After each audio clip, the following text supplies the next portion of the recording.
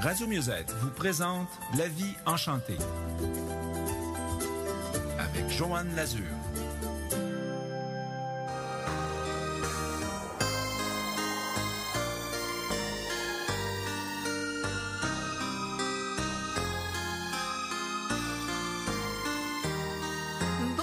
Bienvenue à cette émission La vie enchantée. Alors nous écoutions en entrée La danse des lutins de André Bergeron. Belle petite façon de commencer cette nouvelle émission.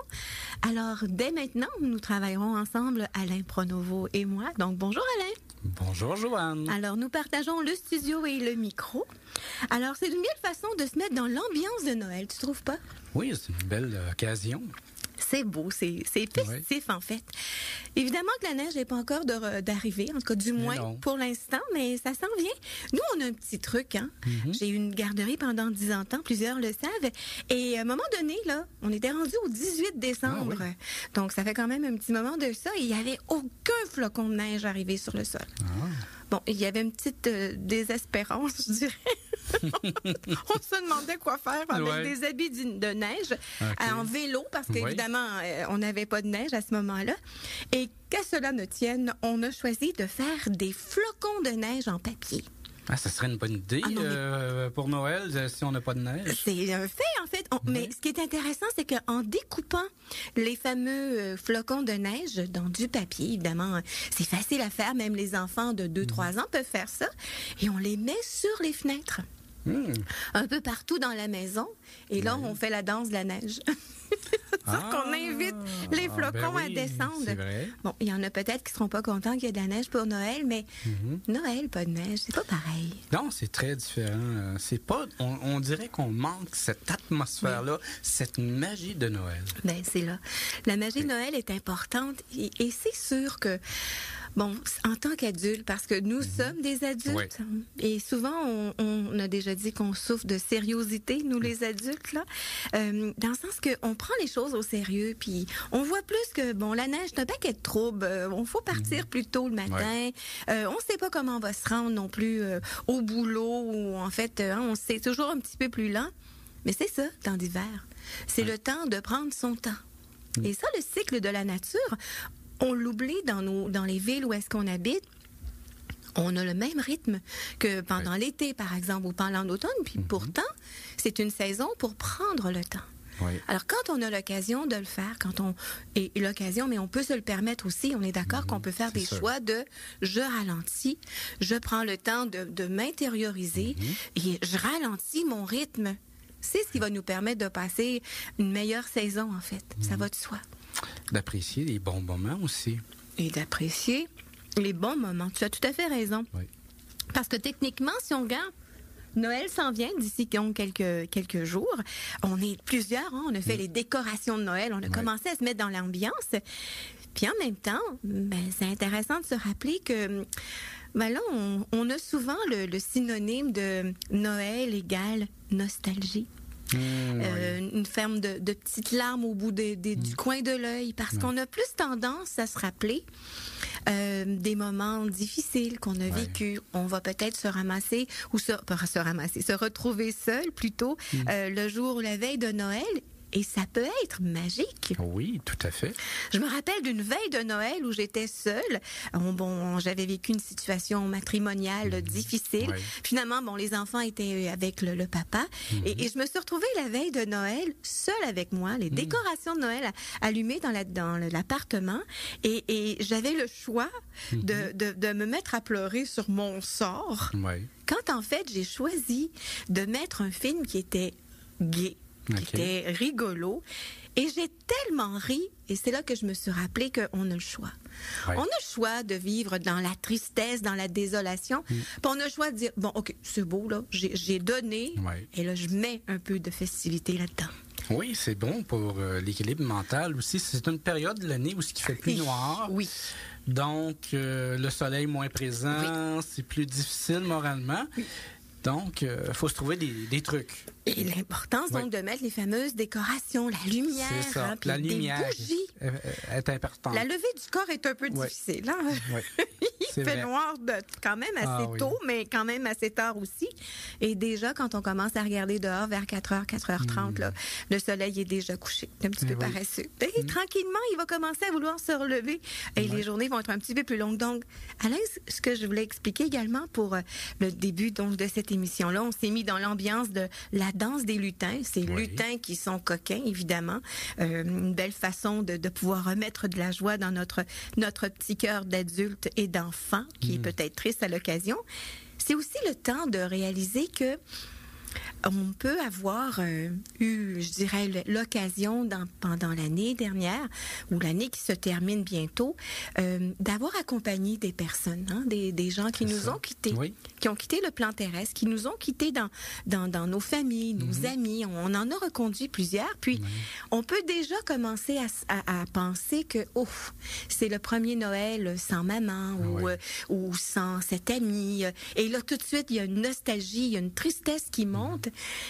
On a le droit de continuer à pleurer sur ça, quand en réalité, on est d'accord qu'on peut aussi se rappeler de super beaux moments qu'on a vécu avec ces gens-là.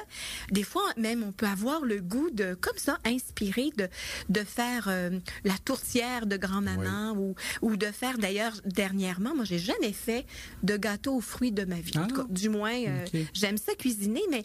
Et là, tout d'un coup, je me disais, cette année, c'est pas juste une idée, je le fais. Ah, enfin.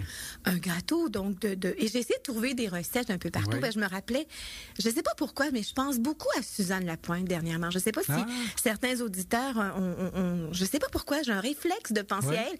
Et Dieu sait, semble-t-il, que le gâteau aux fruits, son gâteau aux fruits qu'elle offrait à plusieurs de ses amis était légendaire. J'ai essayé de trouver cette recette-là. Et finalement... Tu l'as trouvée? Ben non. Oh non! J'en ai trouvé une autre. Et là, j'ai donc cuisiné le gâteau aux fruits. Et mon conjoint qui me dit, mais ça ressemble beaucoup à la recette de sa mère, qui nous a quittés il y a à peine quelques semaines. Et ça, j'ai trouvé je dirais un réconfort dans...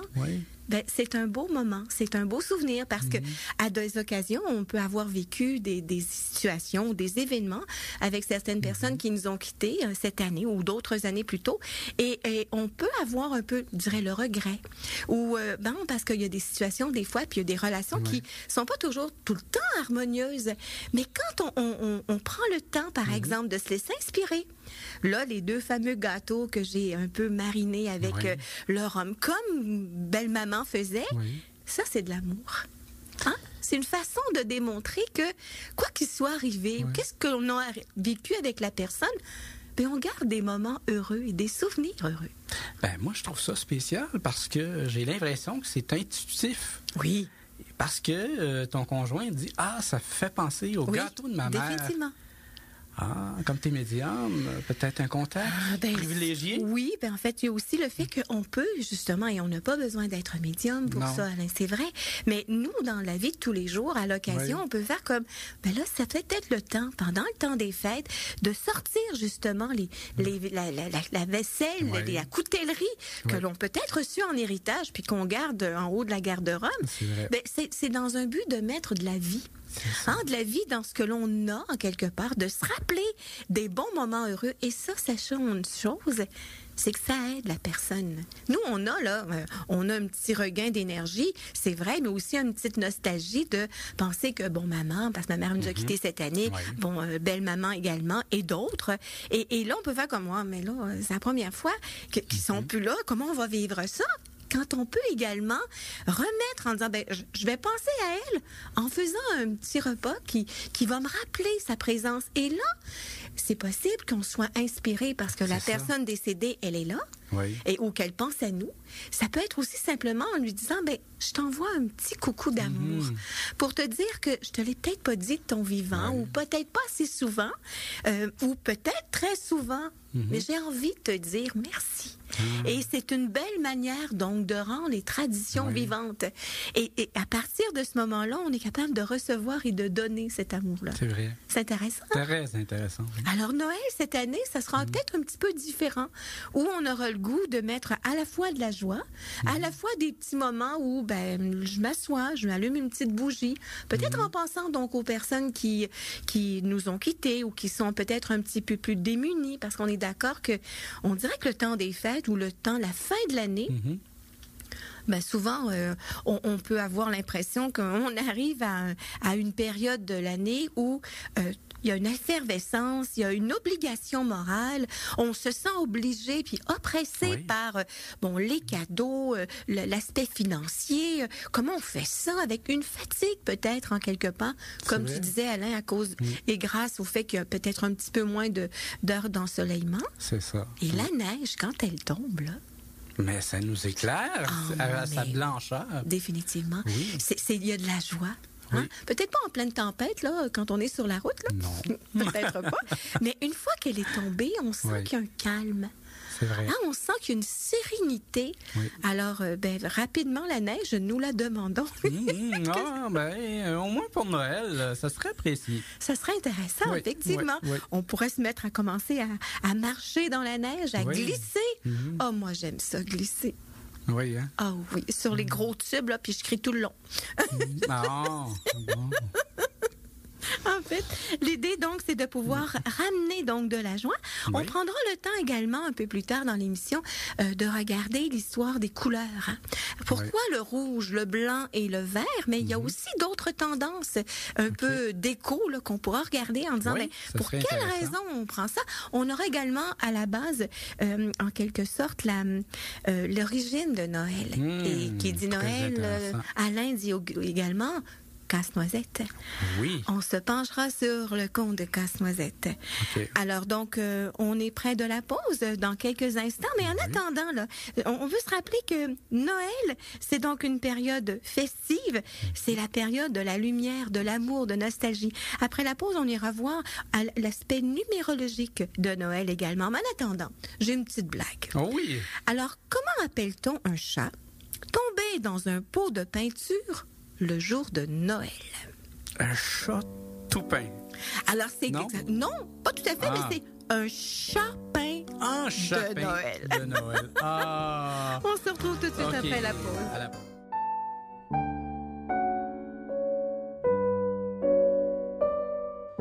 C'est la danse des lutins à nouveau qui berce notre cœur. Donc, Alain, oui. On a parlé donc de l'importance de Noël avec la magie, évidemment, mais Noël, je sais pas si on est confortable avec le fait que, disons qu'on a l'aspect numérologique. On sait qu'on est né une journée, avec un mois, une année, tout ça ensemble fait ce qu'on appelle notre chemin de vie. Donc, c'est la base de la numérologie.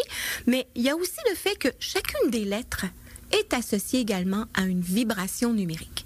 Okay. On sait qu'on peut calculer notre prénom, notre nom de famille, et ça nous donne en quelque part une empreinte ou du moins une énergie sur ce que l'on est. Okay. Alors, le fait, par exemple, d'écrire Joanne avec un H ou pas de H fait une grosse différence, par exemple. Okay. Alors, ce qui fait que si on s'arrête sur le mot Noël, N-O-E-L, évidemment que si on regarde et qu'on décortique, donc l'idée c'est de savoir que quand on parle du principe numérologique, on peut par exemple sur une ligne en haut écrire de 1, en fait 1, 2, 3, 4, 5, 6, 7, 8, 9.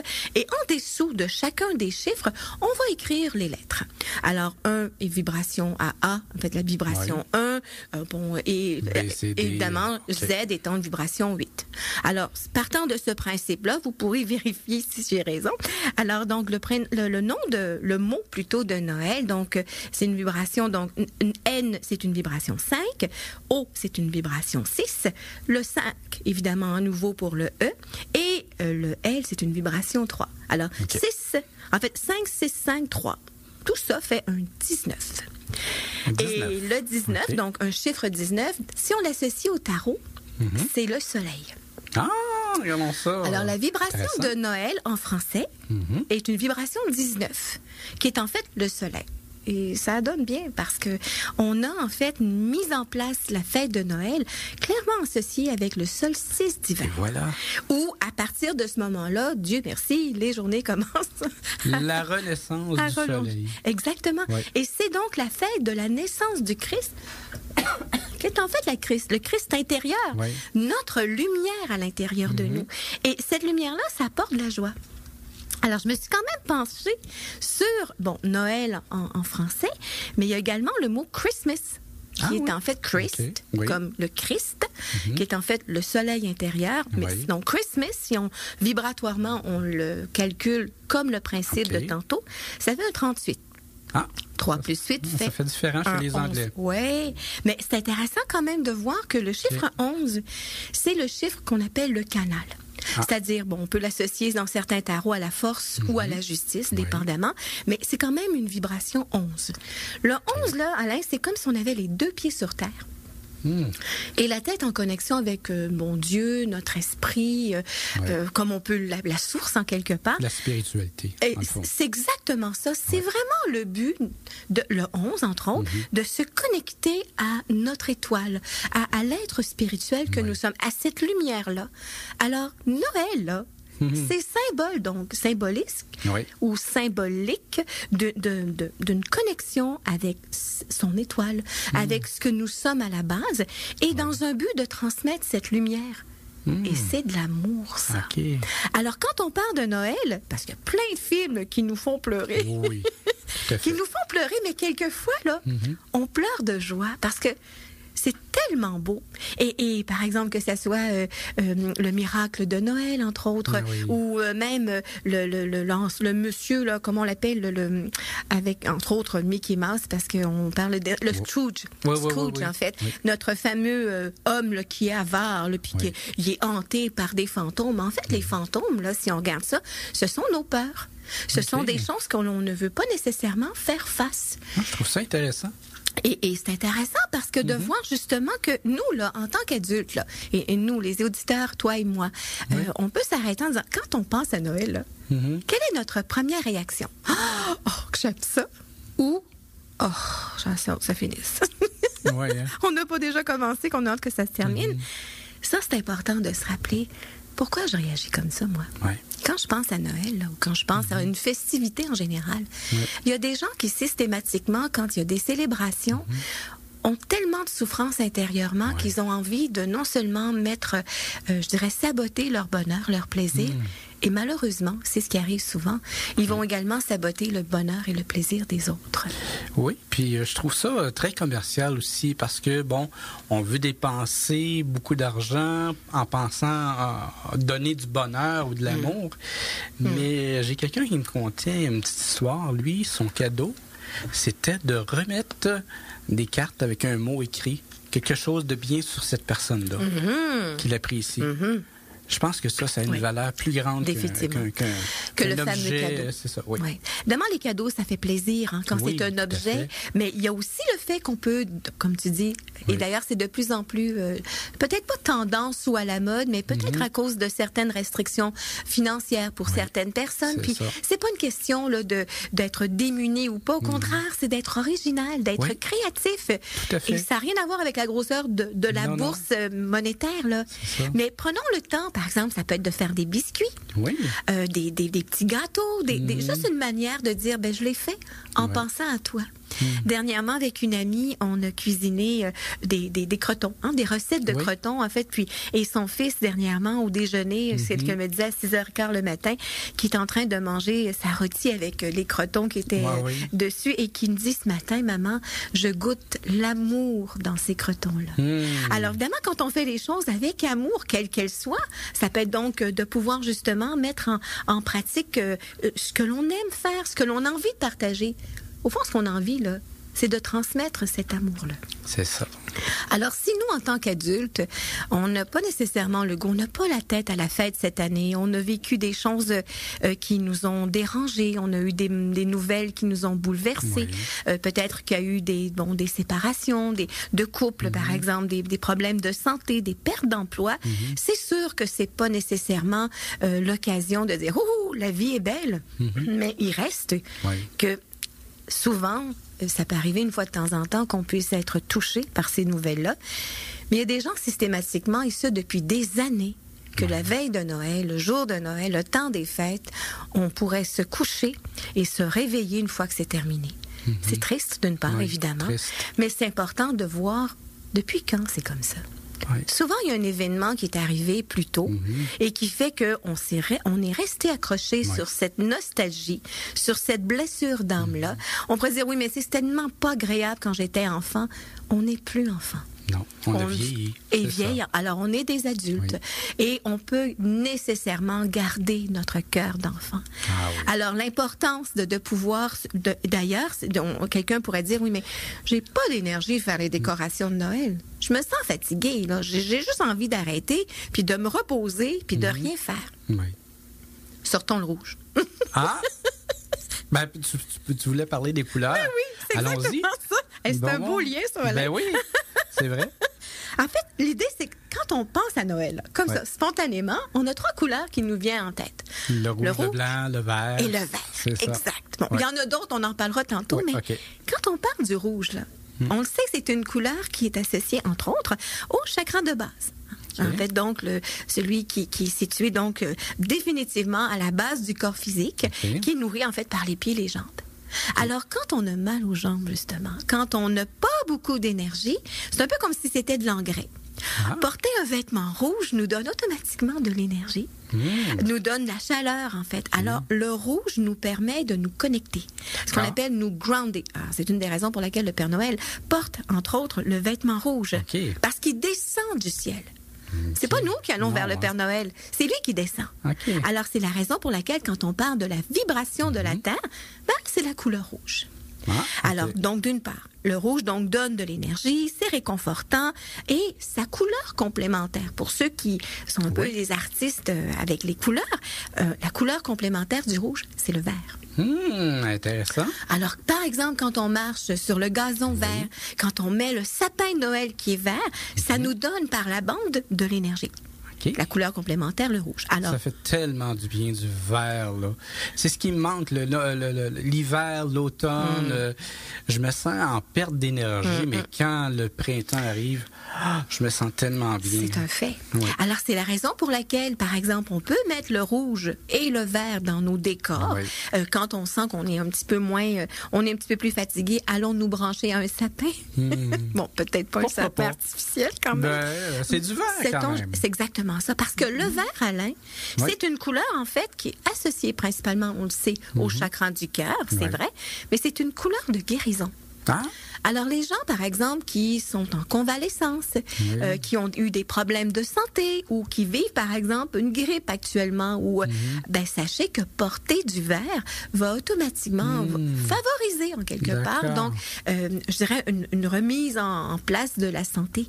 Et c'est intéressant de voir là que souvent, quand on va à l'hôpital, qu'on voit des gens qui interviennent dans le milieu de la santé, souvent, ils ont du vert comme vêtement.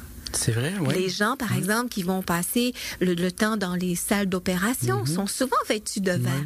Est-ce que c'est conscient ou pas? C'est pas vraiment important.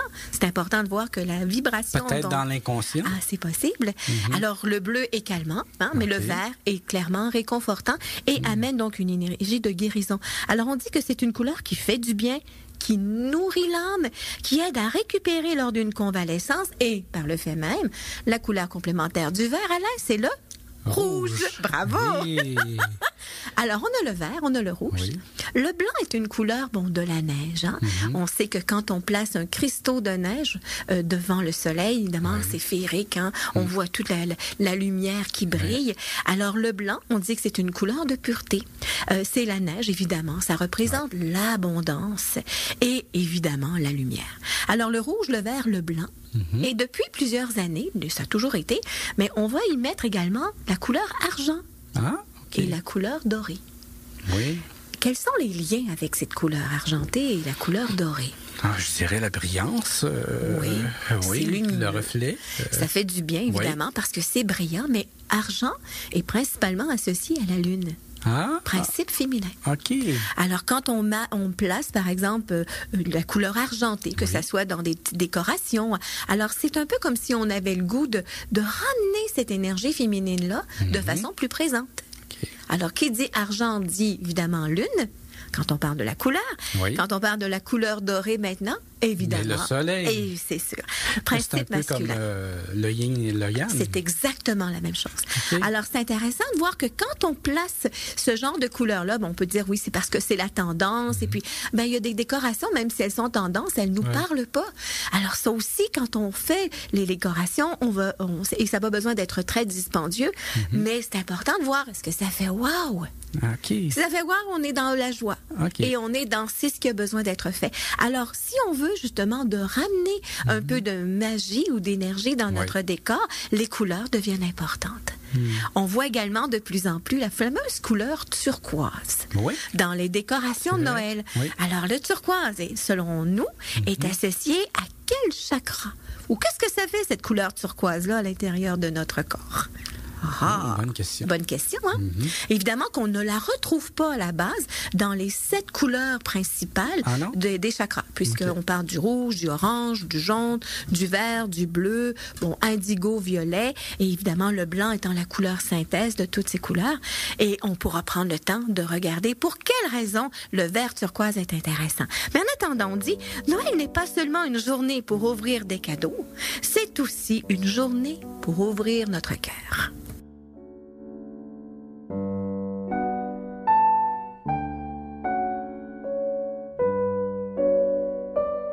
Nous sommes de retour à La Vie enchantée avec Joanne Lazur et Alain Pronovo.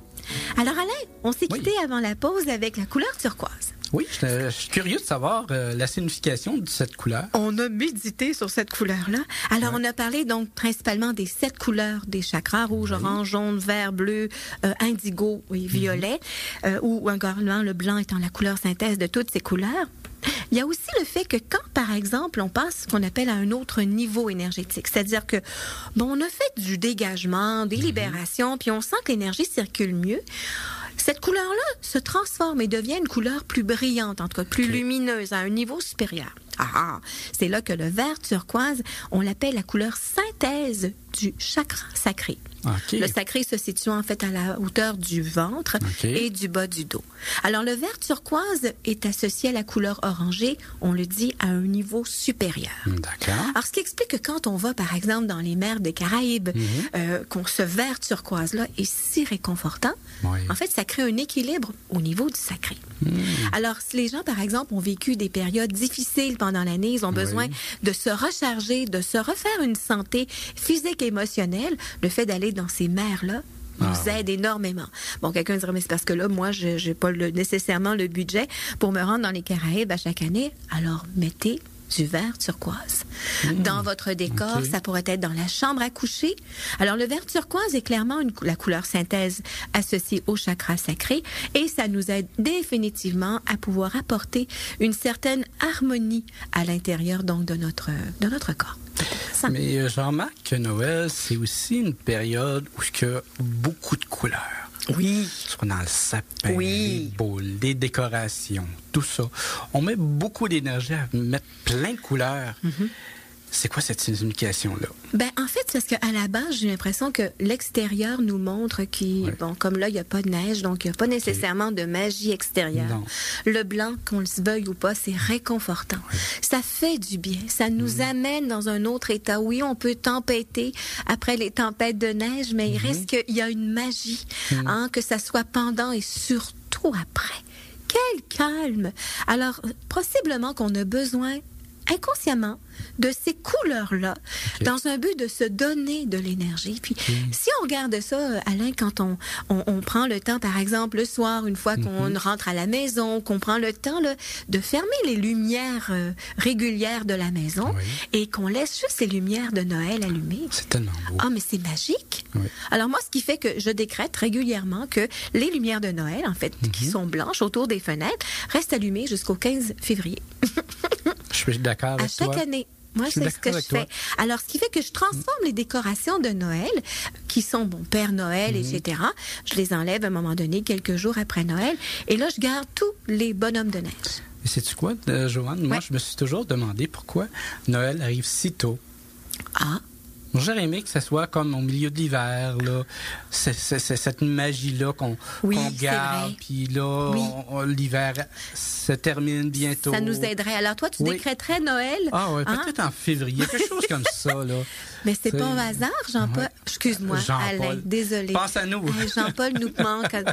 Alors, Alain, désolé. Oui. Alors, l'idée, c'est que c'est pas un hasard qu'en février, donc vers la mi-février, même fin janvier, là, on commence à placer les décorations de la Saint-Valentin. OK. Avec du rouge. Oui. Puisque ça nous donne également, je dirais, une chaleur et également un réconfort aussi. Okay. Alors, ce qui fait qu'on peut faire avancer les décorations comme ça au cours de la saison. Alors, troquons donc les Pères Noël après Noël pour les bonhommes de neige. Et tranquillement, donc tout doucement, là, jusqu'en mois 15 février, là, les décorations restent à la maison, en fait, de bonhommes de neige et les lumières autour des fenêtres. Et déjà, autour du 15 février, on commence déjà à sentir que, bon, c'est la fête de l'amour, la Saint-Valentin, on le sait, mais on ira au-delà de ça dans un but de se rendre compte que les journées, on les voit, là, sont beaucoup plus lumineuses, en tout cas plus tôt. Alors déjà, il y a un regain d'espoir. C'est une question de temps, là. Hein? Alors, donc, l'idée, c'est qu'on a parlé donc des couleurs de Noël. Évidemment, qui dit Noël dit le Père Noël, qu'on appelle également dans certaines régions Papa Noël. Je trouve ça beau. Oui. Et évidemment, ou Saint-Nicolas. Ou Saint-Nicolas. Alors justement, on va en parler. Alors quand on est dans les couleurs, on va se rappeler que notre Père Noël, le vrai, le traditionnel, est habillé en rouge et blanc. Le compris, évidemment, le rouge, c'est la terre. C'est ça. Le blanc, évidemment, c'est toute la fourrure, la magie, la lumière. La pureté. La pureté. Oui. Mais on se rappelle qu'il y a des bottes noires. Oui. Pourquoi? Oui, je la pose la question. Quelqu'un dirait c'est parce qu'il fait froid là, dans la neige, donc il y a besoin de bottes. Oui, mais on aurait pu placer des bottes brunes ou des... Bon, c'est vrai. Des bottes vertes. Et des bottes vertes. Ah non, ce sont ces mitaines qui sont vertes. Alors, c'est intéressant de voir que les bottes sont noires puisque l'énergie de la Terre, elle n'est pas négative parce qu'elle est noire, mais plutôt qu'elle est dense. Alors, c'est la raison pour laquelle on a mis des bottes noires au Père Noël, puisqu'il se met les deux pieds dans la Terre, sur la Terre. Énergie dense. Mais on se remarquera également qu'il y a aussi une ceinture noire qui se trouve à, peut-être dans un but de resserrer sa taille. Au milieu du corps, c'est ça? Oui, ça coupe en fait le corps en deux. Alors, l'idée de pouvoir créer le lien entre le ciel et la terre. Ah, intéressant. Parce que la petite boucle, en plein milieu, elle est souvent dorée. Oui. Qui représente en fait le soleil intérieur. Cette luminosité-là. Alors, le Père Noël, lui, il vient du ciel. Il descend dans une cheminée. On verra la semaine prochaine, je dirais, la comparaison avec notre corps. Donc, faire descendre cette magie-là à l'intérieur de nous. Et évidemment, et aussi les fameuses mitaines. Et les mitaines sont vertes. En général. En fait, c'est le prolongement du chakra du cœur. Parce que le Père Noël donne avec générosité. Il donne avec son cœur. Il donne avec son cœur. Et d'ailleurs, chacun des chakras, on a parlé tantôt, qui sont associés à une couleur, mais ils sont également associés à des sons. Par exemple, le chakra de bas, c'est A. Alors, ce qui fait que quand on marche, on a l'impression qu'on va manquer le pied. On a souvent le réflexe de faire A. Parce qu'en fait, de façon sonore, c'est comme si on replaçait nos fameuses racines. Le E, chakra associé en fait, le E étant un son associé au chakra sacré. Quand on hésite, le plexus associé au chakra, en fait, le chakra du plexus est associé au son I. La luminosité, la lumière. Et le O est associé au chakra du cœur. Alors, on sait maintenant pour quelle raison le Père Noël fait Évidemment, pour ceux qui posent la question pour la gorge et évidemment le troisième œil, c'est plus le son du OU. Alors, on élève une vibration plus haut. D'ailleurs, il y a des gens qui font des méditations sur le son du OU. Alors, voilà. Alors, on sait maintenant pour quoi le Père Noël fait le ho-ho-ho. Il donne avec son cœur. Alors, évidemment que le Père Noël, Alain, est l'équivalent français du Santa Claus américain, dont le nom est lui-même une déformation de Sint Claus, Saint-Nicolas, qui est en fait néerlandais. Néerlandais. Oui. Alors, on dit, entre autres, que techniquement, il est largement inspiré de Julenis, un lutin nordique qui apporte des cadeaux à la fête du milieu de l'hiver, mais surtout du dieu viking Odin, qui descendaient sur Terre pour offrir des cadeaux aux enfants scandinaves. Alors, on voit que c'est vraiment donc le pays nordique. C'est bien celui-ci, ancêtre de tous les autres, qui semble être en fait le point de départ. On l'imagine généralement comme un gros homme avec une longue barbe blanche, habillé de vêtements chauds, de couleur rouge, avec un liseré de fourrure blanche et des lutins, l'aident à préparer les cadeaux. Il effectue la distribution à bord d'un traîneau volant tiré par des rennes. Évidemment, il vient du ciel, alors c'est normal, il vient d'en haut du ciel. Alors, on dit qu'il entre dans les maisons par la cheminée, dépose les cadeaux dans les chaussures disposées autour du sapin de Noël, on le sait, ou devant la cheminée. Entre autres en France, et dans des chaussettes prévues à cet effet, accrochées à la cheminée, principalement en Amérique du Nord et au Royaume-Uni. Et ou tout simplement en dessous d'un sapin de Noël. On verra la semaine prochaine pourquoi le sapin de Noël. Ça va être très intéressant. Nous, ici au Québec, on dit que les cadeaux sont faits principalement au pied donc du sapin et aussi dans les fameux bas de Noël disposés sur la cheminée dans lequel on met des petites surprises. Est-ce que tu as connu ça, toi, le temps, Alain, des fameuses oranges, sucre d'orge? Moi, j'ai pas connu ça, mais mes parents ont connu ça. Oui, t'en as entendu parler, toi aussi. Ah oui, eux autres, leur cadeau, c'était pas des jouets, c'était des fruits. Mais des fruits qu'on retrouvait seulement à certaines périodes de temps, tout ça. Puis ça donnait de la joie dans le cœur de l'enfant à ce moment-là. On sentait que les parents faisaient de gros efforts, justement, pour réunir la famille, puis de partager ce qu'on avait. C'est ça, Noël. Oui. Alors, évidemment qu'on a sûrement se rappelé, moi, je m'en rappelle, quand on allait au centre-ville de Montréal. Le fameux Père Noël de chez Eaton. Oui. la fameuse vitrine de Noël. Oui. Quel beau moment! Oui, c'est ça. Les gens passaient devant cette vitrine-là et admiraient les décors qu'il y avait là. C'était féerique. Vraiment féerique. Et il y a plein de centres commerciaux que l'on regarde où il y a justement des fameuses décorations. Wow! Et ça, c'est important qu'on garde ça. Parce que c'est important de savoir que Noël, même si on considère que c'est un symbole religieux, à la base, Noël est célébré partout dans le monde. Ça, je peux te confirmer ça. Ça, c'est vrai. Parce que je suis allé en Thaïlande durant la période de Noël et j'étais étonné. Un pays bouddhiste, là, ça célèbre Noël, ça se fait des cadeaux. On voit le Père Noël, tout ça. J'étais vraiment étonné. D'ailleurs, en Chine, on a voulu essayer de tasser Noël et on a quand même continué à célébrer Noël. Alors, Noël est vraiment au-delà d'une fête religieuse. Et moi aussi, en allant en Inde, je suis allée quand même à plusieurs reprises en Inde et nous, on dit qu'on fête la Diwali, en fait, entre autres. Mais c'est vrai, il y a plein de décorations de Noël. Le Père Noël, il est indien. Il se promène quand même au travers donc des rues. Il fait chaud en dessous de ces costumes-là. Mais c'est intéressant de voir, que c'est universel. C'est vrai. Définitivement.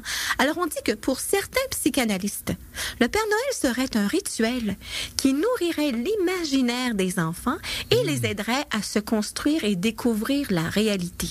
C'est intéressant.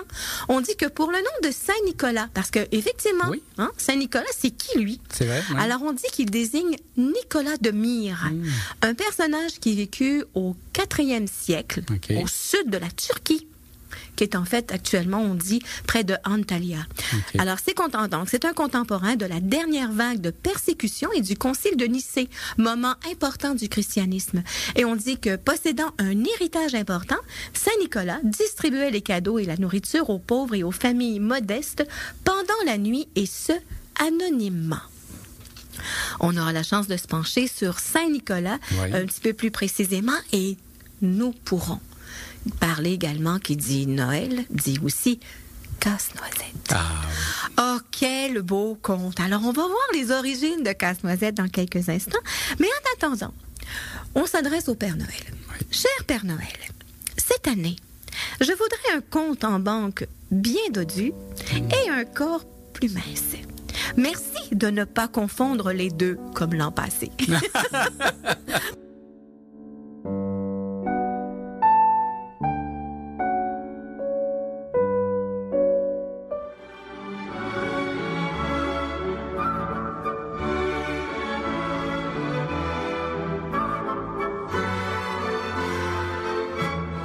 De retour à La Vie enchantée, c'était la valse des fleurs de l'opéra, en fait, ou du ballet plutôt, du Casse-Noisette de Tchaïkovski.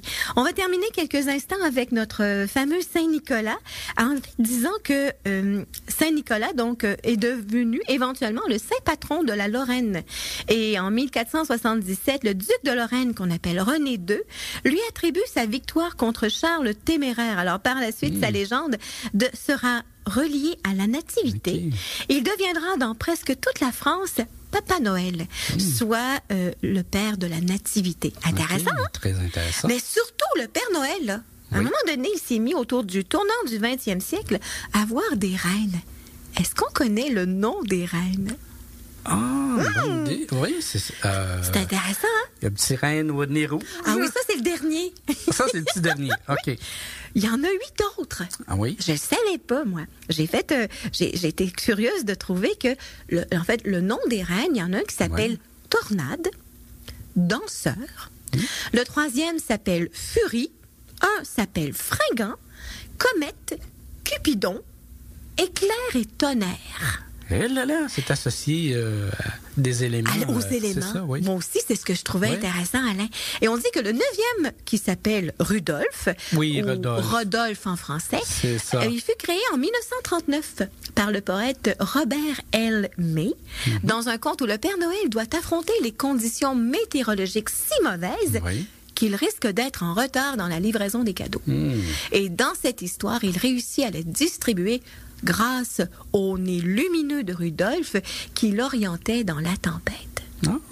Et on a tendance à penser que le fameux Père Noël que l'on connaît avec le rouge, avec les fameuses lumières vertes, est associé entre autres au produit Coca-Cola. C'est vrai, oui. Hein? Oui. Alors on dit qu'il a été créé en 1931. Et non, ça ne vient pas nécessairement donc c'est pas une invention de Coca-Cola, mais ils ont récupéré le Père Noël. Okay. Oui, et parlant de récupération, évidemment, c'est une belle récupération, mais c'est intéressant de voir que notre fameux ballet donc de Casse-Noisette de Tchaïkovski est entre autres placé en fait en lien avec un conte qui a été écrit à la base par Alexandre Dumas. Ah oui. Mais il était emprunté par un autre auteur. C'est intéressant, hein? Oui. Alors, à la base, on dit que, premièrement, le ballet Casse-Noisette dure environ 1h30. Hein? Et il a été composé en 1891 pour se terminer en 1892. Ça fait quand même un bon moment, là. Un bon moment, oui. Et on dit que Casse-Noisette est un ballet féerique, évidemment, créé par Tchaïkovski au niveau de la musique. Okay. Et il est en 2 actes, soit 3 tableaux et 15 scènes présentées pour la première fois le 18 décembre 1892 à Saint-Pétersbourg, donc en Russie. Il est inspiré d'un conte d'Alexandre Dumas. Oui. Et qui, lui, entre autres, le titre de son conte à ce moment-là s'appelait Casse-Noisette et le roi des souris. Okay. Mais ce conte-là a été emprunté à Ernest Théodore Amadeus Hoffmann. OK. Et ce conte-là s'appelait à la base Casse-Noisette de Nuremberg. OK, c'était une origine allemande.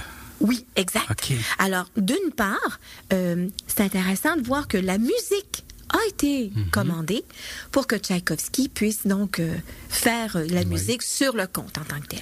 Alors, on dit que c'est l'une des musiques de ballet les plus populaires aujourd'hui et une des œuvres de Tchaïkovski les plus appréciées. Hein? C'est vrai. Et, en fait, nous, quand on pense principalement au Québec, en fait, on dit que effectivement, hein, je dirais que Noël égale Casse-Noisette. Oui. Tu l'as déjà vu, ce ballet-là? Non, pas encore, mais je veux le voir. On pourrait se présenter donc au ballet canadien, d'une part, mais il y a plein de films qui existent également, que ça soit sous formule, dessin animé, par exemple. Alors, c'est là qu'on dit que Tchaïkovski, à la base, s'appelait Pieter Ilyich Tchaïkovski. Okay. Il est né en Russie le 7 mai 1840. On dit qu'il étudie la musique, se consacre par la suite à la composition de plusieurs chefs-d'œuvre, en fait, dont le Lac des Cygnes. Ah, ben oui. Celui qu'on se rappelle. Et il y a également plusieurs symphonies. Il y a également une grande quantité de pièces musicales, dont plus de 11 opéras. Oh. Quand même. Alors, c'est un détail qu'on ne connaissait pas nécessairement de notre ami Tchaïkovski. On dit que Casse-Noisette est devenu, depuis sa création en décembre 1892, un véritable symbole musical. Alors, évidemment, c'est quoi l'histoire? Ben voilà. Alors, l'histoire, on dit que c'est le soir de Noël. Clara reçoit de son oncle un casse-noisette. Ah. Évidemment, on se rappelle que un casse-noisette, là, c'est pour casser des noisettes. C'est ça. Mais c'est pas tout le monde qui le sait. Non, hein? Alors, on ouvre la bouche du fameux casse-noisette. On place une noix dedans. Tranquillement. Ça casse la noisette. Alors, pendant la nuit, une merveilleuse féerie commence. Dans le salon, les jouets s'animent et le casse-noisette se transforme en prince. Oh. Alors, ici au Québec, c'est une production sans pareille. Elle est créée en 1964 dans les ballets canadiens, donc les grands ballets canadiens. Ah, c'est là que c'est intéressant, Alain. Chaque année, on dit que plus de 600 enfants participent aux auditions où une centaine d'entre eux seront sélectionnés pour interpréter les rôles de souris, de rats, d'anges, bonbons mousse, de reines, de moutons, de matrioshka. Oh, les fameuses poupées rousses. Oui. Hein? D'enfants de la fête et bien sûr Clara et Fritz. Mais ce qui est intéressant, et ça je l'ignorais, c'est qu'il semblerait que avant chaque présentation donc du ballet Casse-Noisette à Montréal, on dit qu'on appelle ça la souris d'un jour. 1 heure avant chaque représentation, le comédien Jacques Piperny, qu'on connaît bien, offre une lecture du conte aux enfants. Et pendant ce temps-là, systématiquement, l'un d'eux est tiré au sort pour devenir la souris du jour. Ah. Alors, le petit garçon ou la petite fille est déguisé en souris et se joint donc aux danseurs sur la scène pendant le premier acte et regagne sa place à l'entracte pour profiter à la suite du spectacle. C'est donc amusant. C'est superbe. C'est féerique. Ah oui. Alors, on n'aura peut-être pas tous... C'est une grande tradition, au Casse-Noisette. Définitivement. À chaque année. À chaque année, donc, on profitera donc cette année si on a envie. Si on peut pas, pour X raisons, ben, on pourra peut-être prendre le temps d'une part, de pouvoir regarder un film de Casse-Noisette, se remettre dans la magie, dans la féerie. Et d'ailleurs, la fameuse valse des fleurs que nous avons écoutée, que nous écouterons en fin d'émission, déjà, je sais en penser, on sent qu'un petit mouvement. Hein? On entre dans cette magie-là. Eh oui, parce que la valse, intéressant de voir que la valse est une danse à 3 temps. Okay. Et quand on valse, quand on entend la musique, automatiquement, ça harmonise. Alors, on dit que la valse est l'une des danses qui harmonise le mieux les chakras. Hein?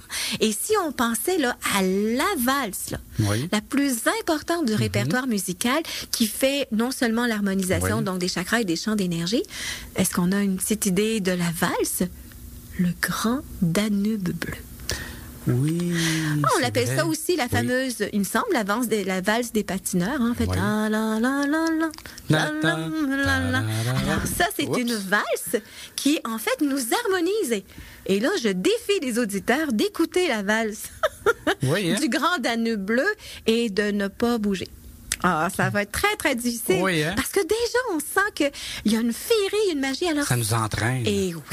Alors, bon, évidemment, pour l'instant, la neige n'est pas arrivée, donc la glace, par le fait même, pas vraiment non plus. On attend avec nos patins. Mais peut-être que si on plaçait les flocons de neige sur les fenêtres, et en plus, la valse du Danube bleu, ou encore les valses ou les musiques de Tchaïkovski, mais peut-être que les vrais cristaux vont vouloir descendre. Peut-être. On va les appeler. Quelle drôle d'idée.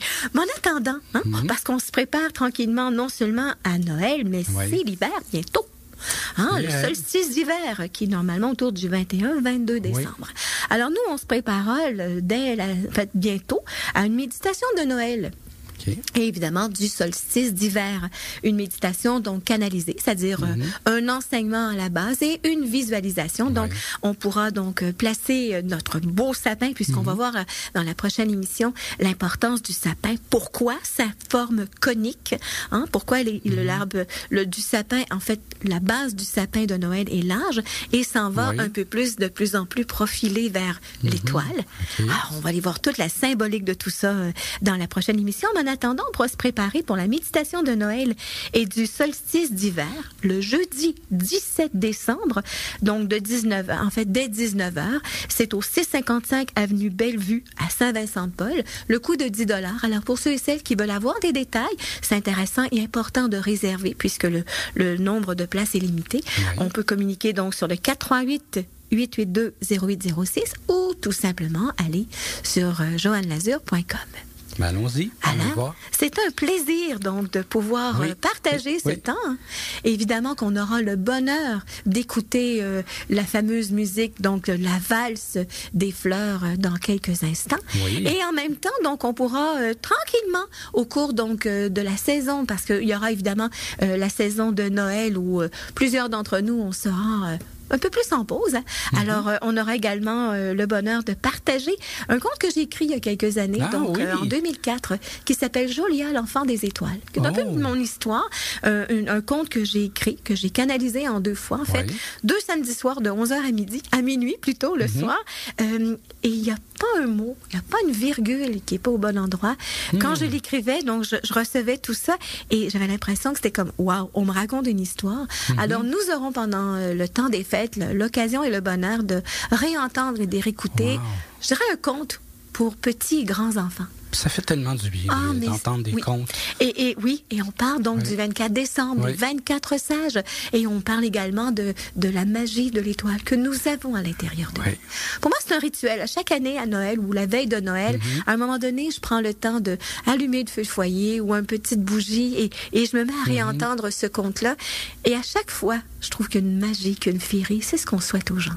De retrouver cette force-là à l'intérieur de nous, de faire de la place dans notre cœur. Parce que Noël, c'est une fête pour donner, mais également pour recevoir. Oui. Alors, on va se quitter pour la semaine prochaine sur une petite phrase en disant « Hier, c'est de l'histoire ancienne. Demain est un mystère. Et aujourd'hui est un cadeau. C'est pourquoi on appelle le présent. » Alors, on se retrouve dès la semaine prochaine. Passez une belle semaine. Je te souhaite une belle semaine aussi, Joanne. Et on se laisse bercer par la valse des fleurs de Tchaïkovski. Merci Alain. Bye bye.